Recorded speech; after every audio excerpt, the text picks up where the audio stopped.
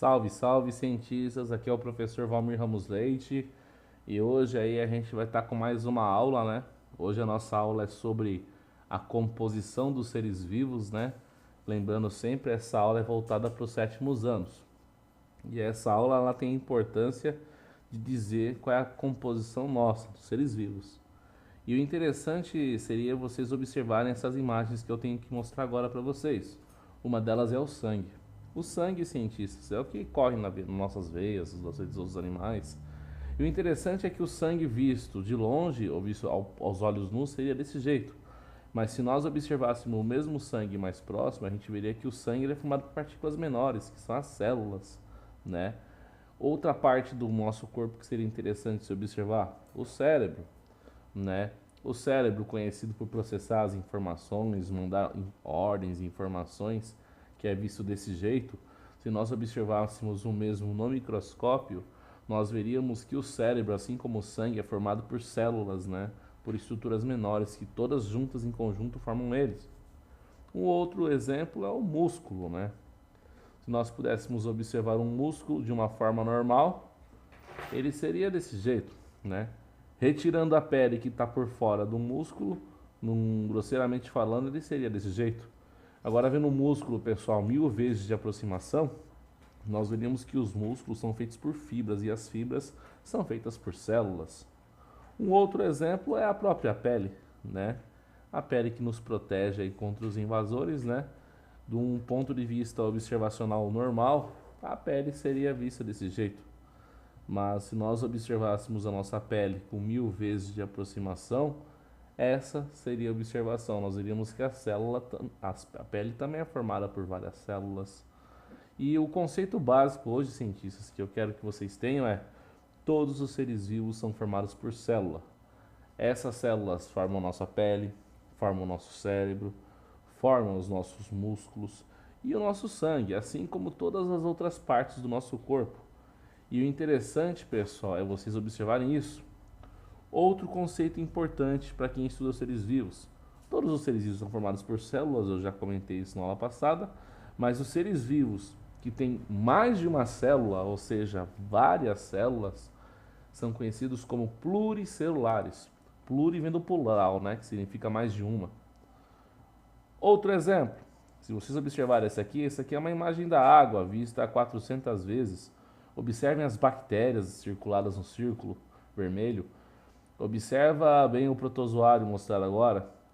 São seres vivos, são células. Observe esse protozoário visto a 2000 vezes. Do mesmo jeito que existem seres com muitas células, existem seres vivos, pessoal, que são formados por apenas uma única célula, como as bactérias e os protozoários. Esses seres vivos, eles são chamados de unicelulares, que significa única célula. Tem seres vivos formados por várias e por uma única. Tipos de células, cientistas. As células elas são diferentes e você, como cientista, precisa conhecê-las. Quais são os tipos de células, cientistas, grosseiramente mesmo falando? Um protozoário, uma bactéria, assim como as nossas células, elas têm diferenças e diferenças estruturais. Existem dois tipos de células, cientistas. Uma célula que é primitiva e uma outra célula que é a mais evoluída, e essa evoluída deriva da primitiva. A célula primitiva, cientistas, ela é chamada de procarionte, ou procariótica. E a célula evoluída, eucarionte, ou eucariótica. O que uma célula procarionte tem de especial nela? Ela é simples, né? Ela é bem simples, quando você compara ela com a eucarionte, ela não tem membranas internas, ela não tem órgãos, apenas os ribossomos, o DNA é espalhado por dentro dela. Basicamente, ela é uma estrutura bem simples de se observar. Se você observar nessa imagem aqui, você consegue entender isso melhor, ó. Uma bactéria, olha o DNA todo espalhado.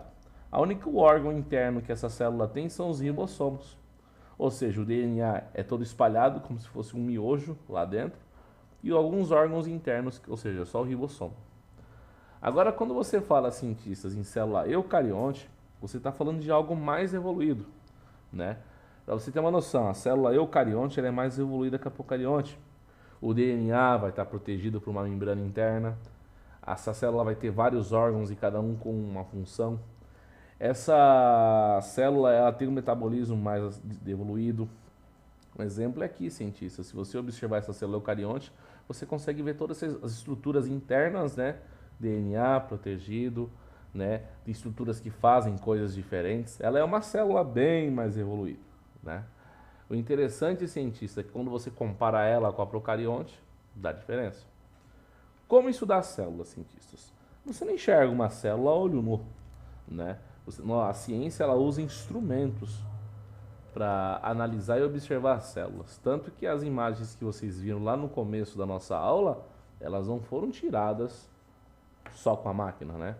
O instrumento que ajuda a se observar as células é o microscópio. O microscópio ele é usado para observar coisas pequenas, que geralmente não são visíveis para os nossos olhos. O microscópio ele mudou a ciência, pessoal, porque ele mostrou algo, um mundo que ninguém tinha visto até aquele momento. O microscópio, na minha opinião, é a melhor ferramenta da medicina hoje. E o interessante é que, como você tem estruturas de tamanhos diferentes, durante a evolução, cientistas, acabou até tendo um aumento e uma mudança dos tipos de microscópio. Tem microscópios que conseguem ver a imagem milhares de vezes, mas tem microscópios que conseguem ver a imagem milhões de vezes. O primeiro microscópio que eu vou falar aqui é o microscópio óptico.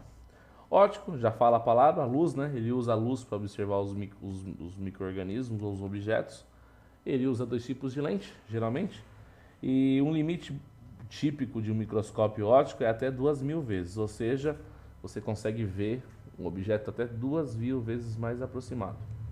Aqui é um exemplo, ó, as objetivas, que são as lentes de baixo, e as oculares, que são as lentes vistas em cima. Isso aqui é um microscópio óptico. Limite dele, até 2.000 vezes de aumento, ou seja, aproximar um objeto em 2.000 vezes. Entendendo o aumento do microscópio óptico. Toda vez que você usar uma lente de 4 e uma de 10, 4 vezes 10, 40. 16 vezes 10, 160. Se você usar uma lente de 4 e uma de 100, 400 vezes. Se você usar uma lente de 10 e uma de 100, 1.000 vezes. Se você usar uma lente de 16 e uma de 1.000, 1.600. Existe um outro microscópio, pessoal, que ele é mais poderoso. Só que esse não usa luz, esse usa o feixe de elétrons, que é menor do que a luz. Para você ter uma noção, existem aumentos que são tão poderosos que você não consegue usar luz para usar eles. E esse microscópio ele chega a aumentar até 200.000 vezes um objeto, né? Esse aqui é o microscópio óptico, ele custa alguns milhões de reais aí, mas é um microscópio tão poderoso que você consegue ver objetos muito menores do que uma bactéria. Você consegue ver vírus com ele, né? E ele é um assunto que a gente vai citar muito aí durante as nossas aulas sobre o vírus, né? Ideia, cientistas, existem coisas menores que são usadas e ele é usado para isso. Um outro microscópio é o microscópio de tunelamento. Ao invés de usar elétrons, ele usa um sistema de campo elétrico também. E ele consegue mapear uma superfície, né? Ele é o microscópio mais poderoso conhecido. Ele consegue aumentar uma imagem até em 5.400.000 vezes. Esse é o microscópio de tunelamento. Para você ter uma noção, ele consegue enxergar átomos, pessoal. Aqui é um exemplo, aqui é uma observação de uma superfície vista por ele. Cada estruturinha dessa é um átomo, né? Aqui é uma conformação dos átomos de carbono ligados, né? Microscópio muito poderoso. Espero aí, cientistas, que essa nossa aula de hoje que foi rápida tenha ajudado. O que eu quero hoje que vocês entendam é que existem seres vivos pequenos, seres vivos grandes, mas todos eles são formados por células. E para enxergar as células, nós usamos equipamentos aí importantes na observação. E esse equipamento é o microscópio. Desde já, obrigado, cientistas. Se cuidem. Qualquer dúvida é só postar nos comentários aí. Tchau, tchau.